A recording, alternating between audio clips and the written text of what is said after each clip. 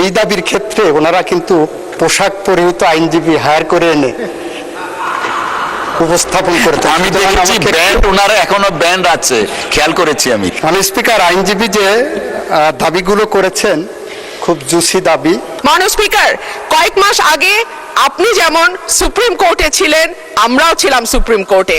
আপনি আমাদের সমস্যা যেভাবে যত কাছের থেকে দেখেছেন, এই সমস্যার ভেতর দিয়ে আপনি গেছেন, আমরাও কিন্তু সেই একই সমস্যার ভেতর দিয়ে এখন যাচ্ছি। মাননীয় স্পিকার, আমি 1 টাকা বাজেট অনুমোদনের জন্য বলছি এ কারণেই যে 2025-26 সালে বিচার বিভাগের জন্য বরাদ্দ ছিল 2015 কোটি টাকা, যেটি জিডিপির 0.03% কাছাকাছি। এইবার এটি বেড়ে হয়েছে 2187 কোটি 58 লক্ষ টাকা। মাননীয় স্পিকার, এটাও জিডিপির 0.03% মতো, এর বেশি নয়। অথচ আমরা যদি বিটিভির মতন একটা একেবারে মানে কি বলবো, যে খাত থেকে কোনো লাভ হয় না এরকম একটি খাতের বরাদ্দের দিকে তাকাই, সেটাও দেখব বিচার বিভাগের বরাদ্দের চেয়ে কয়েক গুণ বেশি। মাননীয় স্পিকার, আমরা যদি আইনের শাসনের কথা বলি, ন্যায় বিচারের কথা বলি, সকলের জন্য সমান অধিকারের কথা বলি, সেটা একটা সুষ্ঠু বিচার বিভাগ না থাকলে সম্ভব হবে না। এখন পর্যন্ত পেন্ডিং মামলার সংখ্যা 50 লক্ষের উপরে, অর্থাৎ মামলা জট একটি বড় সমস্যা। বেঞ্চ এবং বারের অধিকার যদি আমরা রক্ষা করতে না পারি, আমরা দেশে আইনের শাসন কখনোই প্রতিষ্ঠা করতে পারবো না। মাননীয় স্পিকার, কয়েক মাস আগে আপনি যেমন সুপ্রিম কোর্টে ছিলেন, আমরাও ছিলাম সুপ্রিম কোর্টে।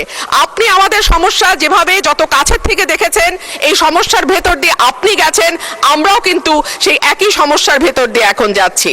মাননীয় স্পিকার, আমাদের বারের যেই দাবিটা, যার পক্ষ থেকে আজকে আমি এখানে কথা বলছি মাননীয় স্পিকার, সেখানে বলা হচ্ছে যে আমাদের প্রতি বছর যেই ফিটা আমরা পরিশোধ করি, সেটা মৃত্যুর আগ পর্যন্ত লয়াররা সেই ফিটা আর তুলতে পারে না। কিন্তু দেখা যায় বহু লয়ার শেষ জীবনে অসুস্থ হয়ে গেছেন, প্র্যাকটিস করতে পারছেন না, আদালতে যেতে পারছেন না, কিন্তু তাদের মানবেতর জীবন যাপন করতে হচ্ছে। একই ধরনের কথা শিক্ষানবিশ আইনজীবীদের ক্ষেত্রেও প্রযোজ্য। মাসে 2000-5000 টাকা তাদেরকে সিনিয়ররা দেন, কখনো দেন না। তাদের সকলের জন্য মাননীয় অসংখ্য ধন্যবাদ মাননীয় সদস্য, মাননীয় আইন বিচার ও সংসদ বিষয়ক মন্ত্রী জনাব আসাদুজ্জামান, ধন্যবাদ আপনাকে।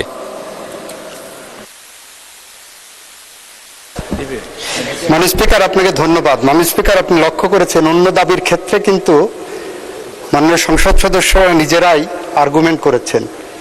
এই দাবির ক্ষেত্রে ওনারা কিন্তু পোশাক পরিহিত আইনজীবী হায়ার করে এনে উপস্থাপন করেছেন। আমি দেখেছি ব্যান্ড, ওনারা এখনো ব্যান্ড আছে, খেয়াল করেছি আমি। সুতরাং আমাকে একটু রয়েস হয়ে বুঝে শুনে উত্তর দিতে হবে মাননীয় স্পিকার। মাননীয় স্পিকার, আইনজীবী যে দাবিগুলো করেছেন খুব জুসি দাবি, খুব ভালো দাবি, খুব জনপ্রিয় দাবি, কিন্তু ছাঁটাই প্রস্তাবের রুলস অফ প্রসিজিওরের 118 অনুচ্ছেদের 118 বিধিতে যে পেরিফেরি করে দেওয়া হয়েছে, সেই আলোকে করা হয়নি বলে এটা মিসকনসেপ্ট আর্গুমেন্ট। সুতরাং এই আর্গুমেন্ট আমি গ্রহণ করতে পারছি না মাননীয় স্পিকার। মাননীয় স্পিকার, মাননীয় বিরোধী দলের সংসদ সদস্যদের মধ্য থেকে 2 ধরনের দাবি এসেছে। একজন সদস্য যিনি নীলফামারী থেকে নির্বাচিত, উনি বলেছেন এই বরাদ্দ অনেক বেশি হয়ে গেছে, সুতরাং সেই কারণে 1 টাকায় কমানো হোক। আর একজন সদস্য মিস্টার মুজিবুর রহমান বলেছেন এই দাবি অনেক কম হয়ে গেছে, সুতরাং 1 টাকায় কমানো হোক। আমি বাণিজ্য মন্ত্রীর সাথে কণ্ঠে কণ্ঠ মিলিয়ে বলতে পারি, একটা ফু দিয়ে দেন, তাহলে 1 টাকা দিয়ে গোটা আইন বিভাগ চলবে। অথবা বিকল্প হিসেবে বলতে পারি, 1 টাকা দিয়ে যদি আইন বিভাগ চালানোর জন্য বলা হয়, তাহলে যেভাবে চলবে, তাহলে আমার বিচার বিভাগ দরকার নাই, আইন বিভাগ দরকার নাই, এটা একটা পুলিশি রাষ্ট্র হয়ে যাক। তাহলে বিচার বিভাগের তো 1 টাকা দিয়ে চালানো সম্ভব না বর্তমান বাস্তবতায়। সেই প্রেক্ষাপটে মাননীয় স্পিকার, 118 অনুচ্ছেদের 118 বিধির 5টা ডায়াগ্রাম করলে 5টা 118 বিধির ক অনুচ্ছেদে ডায়াগ্রাম করলে 5টা ইনগ্রিডিয়েন্টস পাওয়া যায়। তার একটা হলো, আমরা যে কারণে যে নীতিতে এই প্রস্তাবনাটা করেছি, এই প্রস্তাবনাটা ওনারা মানতে চাচ্ছেন, এই নীতিটা ওনারা অনুমোদন করছেন না। দ্বিতীয়টা হলো, নোটিশ প্রদানকারীকে সুস্পষ্ট ভাষায় নীতির সকল দিক আলোচনা করতে হবে। তৃতীয়ত হলো নির্দিষ্ট বিষয়ের মধ্যে সীমাবদ্ধ থাকতে হবে। চতুর্থত, পঞ্চমত হলো বিকল্প নীতি অনুসরণের পরামর্শ দিতে পারেন ওনারা, কিন্তু ওনারা 1 টাকায় কমিয়ে 1 টাকা দিয়ে গোটা আইন বিচার বিভাগ কিভাবে চালানো সম্ভব সে ধরনের বিকল্প নীতি আমাদের সামনে উপস্থাপন করেননি মাননীয় স্পিকার। সেটা যাই হোক মাননীয় স্পিকার, এই টাকাটা আমাদের বিচার বিভাগ চালানোর জন্য অপ্রতুল হলেও এই 2030-এর জুন পর্যন্ত এই টাকার বিকল্প আমাদের সামনে কোনো উপস্থাপনা আমাদের নাই বলে এটাকে অনুমোদন করার জন্য আমি আপনার মাধ্যমে সংসদের কাছে উপস্থাপন করছি এবং ছাঁটাই প্রস্তাবটি নাকচ করার জন্য আহ্বান জানাচ্ছি মাননীয় স্পিকার। ধন্যবাদ। 2027-এর 30 জুন হবে, 2027-এর 30 জুন, 27-30 জুন জি পর্যন্ত। জি, ধন্যবাদ। বুলা আমার শ্বশুর বাড়ি নয়, নিয়ামতের খনি। এই বুলা যেন আর উপেক্ষিত না থাকে। মাননীয় স্পিকার, আমি সিলেটের মানুষ, একটা কথা সিলেটের ব্যাপারে বলতে হয়। সিলেট, উনি আবার হাফ সিলেটি, কাজে এখানে আমরা 1.5 জন, 1 + 0.5। এবার মাননীয় স্পিকার, আপনি এখানে না থাকলেও আমি বলতাম, আপনি টাকার কারণে বলছি, আপনি মন খারাপ করবেন না, আপনি লজ্জা নেবেন না, আপনি ভাববেন না যে আমি আপনাকে খুশি করার জন্য বলছি। মাননীয় প্রধানমন্ত্রী, এখন আর এই এলাকা আমার থাকে নাই, দায়িত্ব আপনি নিয়েছেন, এখন এই এলাকা আপনার। বদনাম সুনাম যা হবে আপনার হবে, আমি কিন্তু ভার মুক্ত। আমি বলে দিয়েছি যে উনি দায়িত্ব নিয়েছেন। আমরা ইনসাফের কিছু তারতম্য দেখছি, সহযোগিতার জন্য দৃষ্টি আকর্ষণ করছি। প্রথম দিকেই সরকারের পক্ষ থেকে কিছু অনুদান দেওয়া হয়েছে 2টা ঈদে। একেবারে শেষ মুহূর্তে সময়ের কিয়ামত সময় গিয়ে আমাদেরকে বলা হয়েছে আপনাদের জন্য আছে, এ কাজটা করবেন না। সব জায়গায় সমাহারে দিবেন এবং একই সাথে সরকারি দল বিরোধী দল সবাইকে অবহিত করবেন। এটাকে তো আমরা খাবো না। হ্যাঁ, আমাদের দলের একজনের ব্যাপারে গতকালকে এখানে এক ভাই দাঁড়িয়ে কথা বলেছেন, আমরা তার ব্যাপারে দৃষ্টি দিয়েছি। এটা আমিও যদি হই তা আমাকেও আপনারা নিন্দা করবেন, অসুবিধা নেই। কিন্তু জনগণের হক শুধু আমরা বিরোধী দলের এমপি এই কারণে যেন নষ্ট না হয়। প্রসঙ্গত বলতে চাই, প্রথম অধিবেশনের শেষ বক্তব্যে মাননীয় প্রধানমন্ত্রীর আগে আমি একটু কথা বলার সুযোগ পেয়েছিলাম। যে এলাকার মানুষ আমাকে নির্বাচিত করে এখানে পাঠিয়েছে, মিরপুর কাফরুলের ঢাকা 15 আসনের মানুষ, তাদের কিছু সুখ দুঃখের কথা বলেছিলাম। মাননীয় প্রধানমন্ত্রী সদয় হয়ে আমাকে তার বক্তব্যে বলেছিলেন যে আপনার ওই বিষয়গুলো আমাকে আপনি দিয়ে সহযোগিতা করুন, তথ্য দিয়ে। আমি 4 দিনের মাথায় সেটা তার দপ্তর এবং সংশ্লিষ্ট দপ্তরগুলোতে পৌঁছেছি। এরপরে আবার কিছুদিন আগে একটা সফট রিমাইন্ডার দিয়েছি। হয়তো অনেক কাজের ভিড়ে চাপে তিনি এইদিকে খেয়াল দিতে পারেননি, কিন্তু আমি যে একটা ভুল করে ফেলেছি, আপনার এই আশ্বাসের পরে আমি যে এলাকার জনগণকে বলেছি যে মাননীয় প্রধানমন্ত্রী এটার দায়িত্ব নিয়েছেন, আপনারা আশ্বস্ত থাকুন।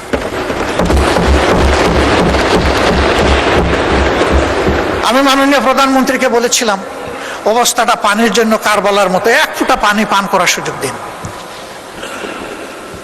পানির জন্য এখন ডেইলি সেখানে মানুষ বিক্ষোভ করে। আবার কিছু অসাধু ব্যক্তি রাজনৈতিক যুগ সাজসে রাতের বেলা এরা পানির পাইপ কেটে বিভিন্ন জায়গায় তাদের পাওনাটা আদায় করে, অবৈধ পাওনা আদায় করে সেখানে পানির অবৈধ সংযোগও দিচ্ছে। মাননীয় প্রধানমন্ত্রী, এখন আর এই এলাকা আমার থাকে নাই, দায়িত্ব আপনি নিয়েছেন, এখন এই এলাকা আপনার। বদনাম সুনাম যা হবে আপনার হবে, আমি কিন্তু ভার মুক্ত। আমি বলে দিয়েছি যে উনি দায়িত্ব নিয়েছেন, এখন আপনি কি করবেন সেটা আপনার ব্যাপার। আমি শুধু স্মরণ করাই দিলাম, এই একটি এলাকায় যদি প্রধানমন্ত্রীর কাছ থেকে বিরোধী দলের একজন ক্ষুদ্র সদস্য হিসাবে আমি ইনসাফ না পেয়ে থাকি, তাহলে সারা বাংলাদেশে বিরোধী দলের সদস্যরা কি পাচ্ছেন সেটা তো আমার আশা। তবে ধন্যবাদ জানাই মাননীয় স্থানীয় সরকার মন্ত্রীকে, তিনি সর্বশেষ একটা চিঠি, এটাও কিয়ামতের আগে দিয়েছেন, যে সকলের জন্য সমান, এই আপনাদের এলাকার অ্যালটমেন্ট। আপনি যখনই দেন আপনাকে বিশেষ ধন্যবাদ, সমানভাবে দেওয়ার কারণে। এই সাম্যতাটাই চাচ্ছি, এইটাই মেনটেইন হোক সর্বক্ষেত্রে। মাননীয় স্পিকার, আমি সিলেটের মানুষ, একটা কথা সিলেটের ব্যাপারে বলতে হয়। সিলেট, উনি আবার হাফ সিলেটি, কাজে এখানে আমরা 1.5 জন, 1+0.5। ঢাকা সিলেট যে মহাসড়ক, 6 লেনের কাজ শুরু হয়েছে ফ্যাসিস্ট সরকারের আমলে, কিন্তু এটা দেখে মনে হচ্ছে এটা বোধহয় আগ্রার তাজমহল জাতীয় কিছু হবে। কত বছর লাগবে আমরা জানি না। গুইসাপের মতো হাঁটি হাঁটি এটার কাজ চলছে। প্রধানমন্ত্রী নিজেও কিন্তু এটা এক্সপেরিয়েন্স করেছেন, তাকে ধন্যবাদ। কারণ ওই রাস্তা দিয়ে চলতে গেলে বঙ্গোপসাগরে যাওয়ার দরকার নাই, ঢেউ দেখতে গেলে ওখানেই যাওয়া যথেষ্ট। এর একটা অবসান চাই সিলেটবাসী। আমি আপনার মাধ্যমে দৃষ্টি আকর্ষণ করলাম। যোগাযোগ মন্ত্রী মহোদয় আছেন, মন খারাপ করবেন না, আপনাকে সাহায্য করার জন্য বলেছি। দক্ষিণ পশ্চিমাঞ্চল, যশোর, খুলনা এবং সাতক্ষীরা, এই 3টা জেলার বিস্তীর্ণ এলাকা ওয়াটার লকড হয়ে আছে দীর্ঘদিন ধরে। এর কোনো সমাধান নাই। ফলে কৃষক, কৃষি সবকিছু হুমকিতে পড়েছে, এমনকি শিল্পও হুমকিতে পড়েছে।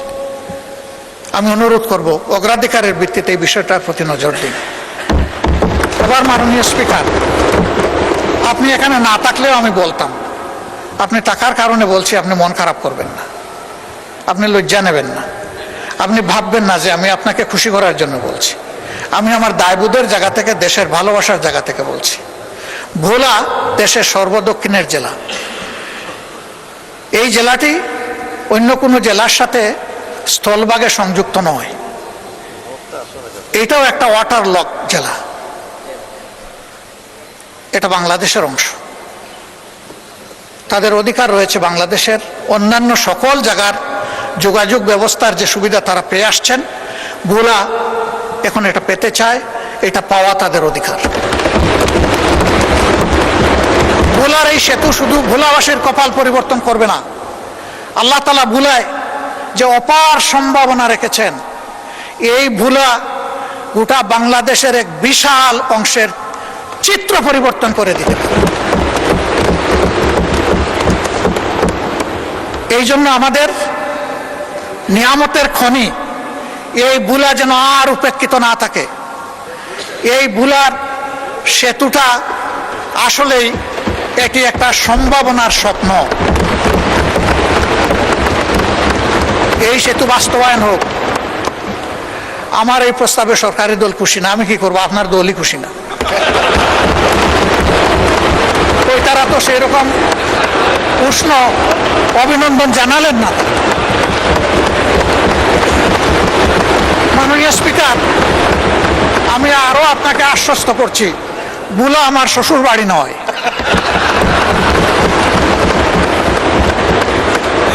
কিন্তু ভোলা বাংলাদেশের অংশ। বাংলাদেশের প্রতি ইঞ্চি জায়গাকে আমি বিশ্বাস করি এই 350 বা 348 জন সংসদ সদস্য অন্তরে ধারণ করেন, আমিও ধারণ করি। তাই আমার দায়বোধের জায়গা থেকে আমি কথাগুলো বলি। ভোলার উন্নয়ন পুরা দক্ষিণ অঞ্চলের উন্নয়ন বয়ে আনুক, আমি দোয়া করি।